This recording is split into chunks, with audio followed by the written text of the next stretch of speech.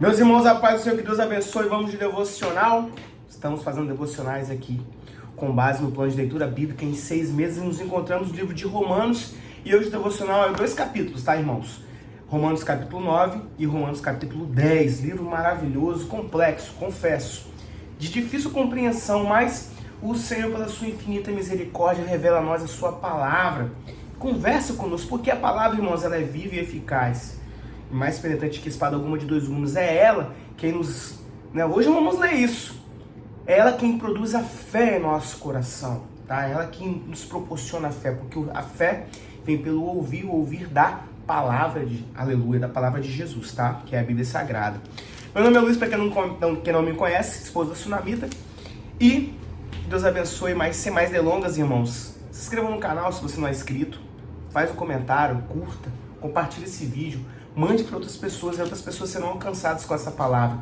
A você, meu irmão, que nos acompanha, meu muito obrigado. Os irmãos têm sido combustível para nós continuarmos nessa caminhada, tá?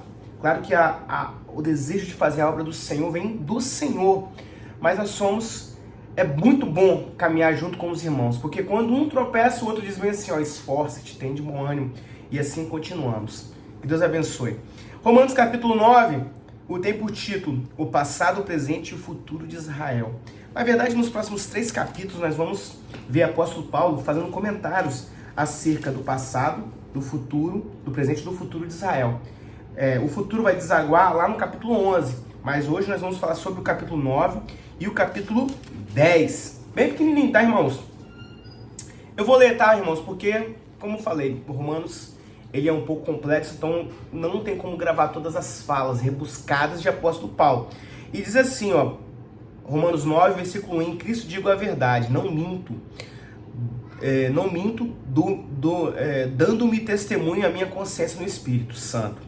Tenho grande tristeza e contínua dor no meu coração, porque eu mesmo poderia desejar ser separado de Cristo, por amor de meus irmãos, que são meus parentes segundo a carne, que são israelitas, dos quais e adoção de filhos, e a glória, e o conserto, e a lei, o culto, as promessas, dos quais são os pais e dos quais é Cristo, segundo a carne, o qual é sobre todos Deus bendito eternamente. Amém. Aqui o apóstolo Paulo faz menção seguinte, olha, ele sente uma tristeza muito grande pela nação de Israel. Por quê? Porque a palavra de Deus foi revelada primeiramente a eles. Eles são um povo escolhido, porque Cristo é segundo a carne dos israelitas, ou seja, é parente. Então a nação de apóstolo Paulo, que são os judeus, é considerado como parente, considerado como irmão. E ele fala que tem grande tristeza no coração. No versículo 3 fala o seguinte, olha, porque eu mesmo poderia desejar ser separado de Cristo. Mas nós vamos ver aqui na frente que os judeus eles não receberam a Jesus. Não receberam a Jesus. E apóstolo Paulo, com essa tristeza, com essa... ficou melhor, né, irmãos? Ficou melhor agora. Com essa tristeza, ele menciona que ele poderia ser separado de Cristo por causa do amor dos seus parentes, mas ele encontrou o Senhor Jesus, tá bom? O versículo lá tá muito interessante, que são israelitas, dos quais é a adoção de filhos. Então, Deus, ele separou o povo judeu como um povo escolhido, tá bom?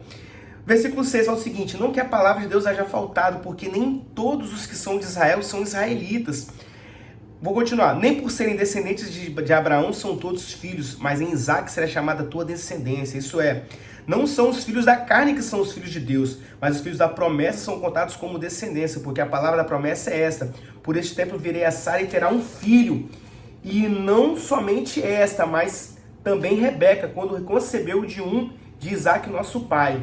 Porque não tendo eles ainda nascido, nem tendo feito bem ou mal, para que o propósito de Deus, segundo a eleição, ficasse firme, não por causa das obras, mas por aquele que chama, foi-lhe dito a ela, o maior servirá ao menor. Como está escrito, amei a Jacó e aborreci a Esaú. Que diremos, pois, que há injustiça da parte de Deus de maneira nenhuma? Olha que interessante, irmãos. O apóstolo Paulo fala o seguinte, não é pelo fato dos israelitas serem segundo a carne, descendentes de Abraão, que são considerados filhos de Deus. Tá? Mais à frente nós vamos ver o seguinte, que filhos de Deus são aqueles que seguiram a promessa, que entenderam realmente que o final da lei é Cristo. Nós vamos ver isso mais à frente um pouquinho, por isso nós temos que ler o capítulo todo, ir no capítulo posterior, para depois voltando no capítulo anterior, para conseguir entender a cabeça de apóstolo Paulo. Mas o que ele quis dizer? Olha só, Abraão teve 2 filhos. Teve 2 filhos, Abraão. Tá? Teve Isaac e Ismael. Só que o filho da promessa, segundo a eleição de Deus, era Isaac. Ismael não foi filho de Deus, conforme o entendimento aqui de apóstolo Paulo. Então, essa descendência não carrega o título de ser chamado filho de Deus, porque muitos israelitas estão lá, mas são desobedientes a Deus. E aquele que é desobediente a Deus é considerado filho da ira. Tá? Mesmo conhecendo a palavra, porque no versículo começa bem assim. Não que a palavra de Deus haja faltado, não faltou palavra, não faltou profeta, irmãos. Eles foram orientados, mas mesmo assim não obedeceram ao Senhor. E aí, posteriormente, ele ainda fala de Isaac, fala de Jacó e Esaú, que Deus escolheu a Jacó e rejeitou a Esaú. Né? Amei a Jacó e aborreci Esaú. Versículo 13, como está escrito. Ou seja, é Deus, aleluia, é Deus quem levanta, quem mantém a promessa viva, quem elege os seus. E a injustiça nisso? Não, ele é Deus. Ele é Deus, ele conhece os corações, ele esquadrinha os corações. Continuando, que diremos, pois, que a injustiça da parte de Deus de maneira nenhuma, pois diz a Moisés, compadecer-me-ei de quem me compadecer e terei misericórdia de quem eu tiver misericórdia. Assim, pois, isso não depende de quem quer, nem do que corre, mas de Deus que se compadece. Porque diz a Escritura a Faraó, para isto mesmo te levantei, para em ti mostrar o meu poder e para que o meu nome seja anunciado em toda a terra. Logo, pois compadece-se de quem quer e endurece a quem quer. Ou seja, é o Senhor, irmãos, que elege. É o Senhor quem escolhe, tá bom? Dir-me-ás então, por que se queixa ele ainda, porquanto quem resiste à sua vontade? E o versículo 20 fala o seguinte, mas ó homem, quem és tu que a Deus replicas? Quem somos nós para questionarmos a Deus, irmãos? A vontade dele é soberana sobre as nossas vidas. Ele escolheu a Jacó e aborreceu Esaú. Ele endureceu o coração de Faraó, ele se compadeceu do povo. E é ele quem tem toda a soberania sobre a vida dos homens. Apóstolo Paulo faz esse paralelo aqui com o coração endurecido ao povo de Israel. Por quê? Porque Deus deu oportunidade ao povo de Israel deu todos os caminhos, mas mesmo assim o povo se desviou dos caminhos do Senhor. Então Deus, o que ele fez? Ele destinou a sua salvação aos gentios, que somos nós, não somos judeus, tá? E continuando, os irmãos vão entender mais na frente. Mas, ó homem, quem és tu que a Deus replicas? Porventura a coisa formada dirá ao que formou. Por que me fizestes assim? Né? Tem outro versículo para ver se pode, porventura, a criatura questionar o Criador. Nós somos criaturas de Deus. Deus é o Criador de todas as coisas. Ou tem o oleiro poder sobre o barro, para da mesma massa fazer um vaso para honra ou para desonra? E que direi se Deus, querendo mostrar sua ira e a dar a conhecer o seu poder, suportou com muita paciência os vasos da ira preparados para a perdição, para que também desse a conhecer as riquezas da sua glória nos vasos de misericórdias que para a glória já dantes preparou, os quais somos nós, a quem também chamou não só dentre os judeus, mas também dentre os gentios, como mencionei, irmãos. Nós somos vasos de misericórdia, como o apóstolo Paulo fala aqui. Nós não tínhamos sequer condição de estarmos na presença de Deus, mas a misericórdia do Senhor nos alcançou. E nessa misericórdia, a glória dele se manifesta sobre as nossas vidas, porque nós éramos jambuzeiros bravos. Nós não tínhamos condições de estar na presença de Deus, mas Deus, que é rico em misericórdia, nos alcançou. E esse vaso transformado, aleluia, ele serve para a glória de Deus. A glória é dele. A glória é dele. Também Isaías chamava acerca de Israel, ainda que o número dos filhos de Israel seja como a areia do mar, o remanescente é que será salvo. Não é quantidade, Deus quer obediência, irmãos. Porque o Senhor executará a sua palavra sobre a terra, completando-se e abreviando-se. E como antes disse Isaías, se o Senhor dos exércitos não deixará descendência, teríamos sido feito como Sodoma e seríamos semelhantes a Gomorra. Que diremos, pois, que os gentios que não buscavam a justiça alcançaram a justiça? Sim, mas a justiça que é pela fé. Mas Israel, que buscava a lei da justiça, não chegou à lei da justiça. Por quê? Porque não foi pela fé, mas como que pelas obras da lei tropeçaram na pedra de tropeço. E encerrando, como está escrito, eis que eu ponho em Sião uma pedra de tropeço e uma rocha de escândalo, e todo aquele que crer nela não será confundido. Irmãos, a lei indicava Jesus. Constantemente, o próprio Moisés mencionava acerca de Jesus, os profetas falavam de Jesus, todo o tabernáculo apontava as características de Jesus. A palavra de Deus falava sobre Jesus, mas eles se inclinaram com cabresto para a lei e não reconheceram a glória de Deus em Jesus. Então, eles não alcançaram a graça, porque deveria ser pela fé e não pelas obras da lei. Mas os gentios sim, versículo 31, versículo 30. Sim, que diremos, pois, que os gentios que não buscavam a justiça alcançaram a justiça? Sim, os gentios alcançaram a justiça pela fé. Aleluia! Porque o justo, irmão, viverá pela fé. Irmãos, a fé é o firme fundamento de crer nas coisas que não se veem, mas que se esperam. Nós lemos ontem, porque se nós víssemos, nós não esperaríamos. Logo não teríamos fé, está aí palpável, aleluia, mas ele é misericordioso. Então nós continuemos nessa caminhada de fé em fé, aleluia, glória a Jesus. E, infelizmente, os judeus tropeçaram na lei. Já iniciando o capítulo 10, apenas 20 versículos, irmãos, fica comigo até o final, tá lindo, tá? Assim diz a palavra do Senhor, olha, irmãos, o bom desejo do meu coração é a oração a Deus por Israel, é para a sua salvação. Nós estamos mencionando que no capítulo 9, o apóstolo Paulo tinha uma tristeza sobre Israel, sobre todas essas circunstâncias que nós estávamos falando. Mas ele ora para a salvação de Israel, e esse é o nosso dever, de orar pela salvação de Israel. Porque ele versículo 2, porque ele dou o testemunho de que tem zelo de Deus, mas não tem conhecimento. Eles têm zelo sim de Deus, mas eles não têm conhecimento. Eles seguem a lei de forma assim com cabresto, assim, ó. Não conseguiram alcançar a graça de Jesus.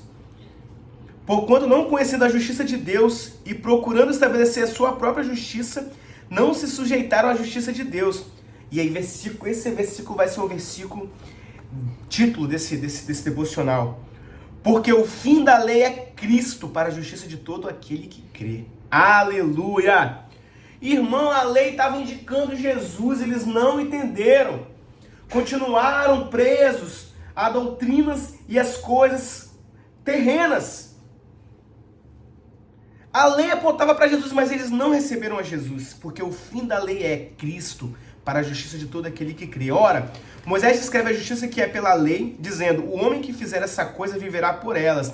Mas a justiça que é pela fé diz assim, não digas em teu coração, quem subirá ao céu, isto é, a trazer do alto a Cristo, ou quem descerá ao abismo, isso é, a tornar a trazer dentre os mortos a Cristo.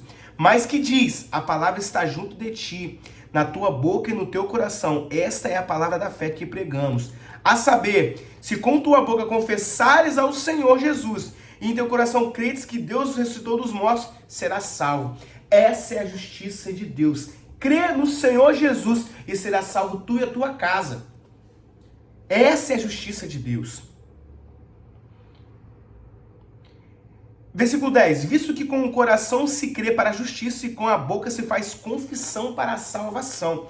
Muito importante esse versículo aqui, irmãos. Nós poderíamos destrinchar.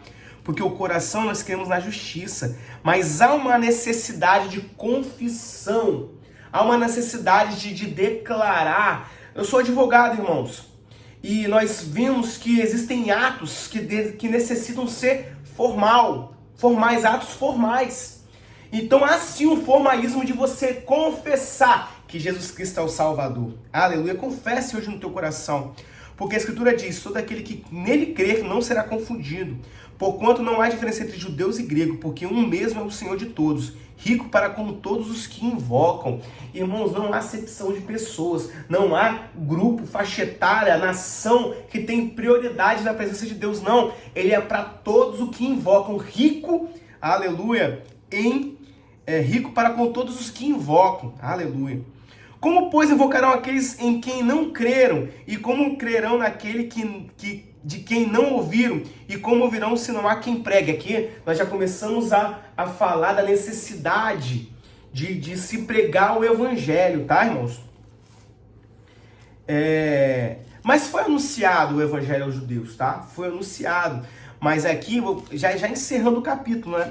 Apóstolo Paulo vai falar o seguinte, olha, a confissão é importante. Como a confissão é importante? Nós, em diversos momentos, confessamos a Jesus. Em diversos momentos também nós rejeitamos a Jesus. Os primeiros cristãos foram levados ao Coliseu de Roma.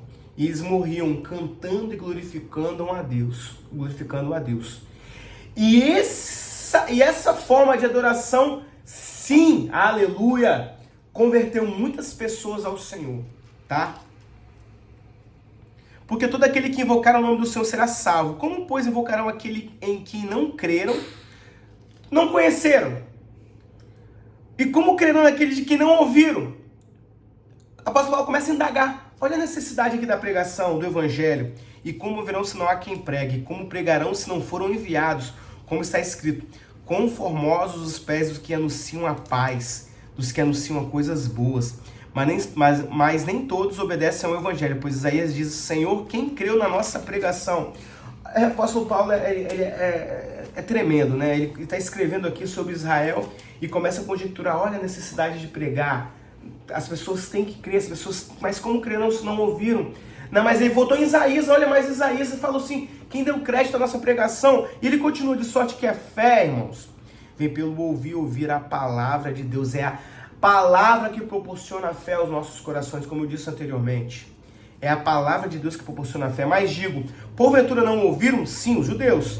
Sim, por certo, pois por toda a terra saiu a voz deles e a sua palavra até os confins do mundo. Mas digo, porventura Israel não o soube? Primeiramente diz Moisés, eu vos meterei em ciúmes com aqueles que não são povo. Com gente insensata vos provocarei a ira. Isaías ousadamente diz, fui achado pelos que não me buscavam, os gentios. Fui manifestado aos que por mim não perguntavam, os gentios. Jesus veio para os gentios.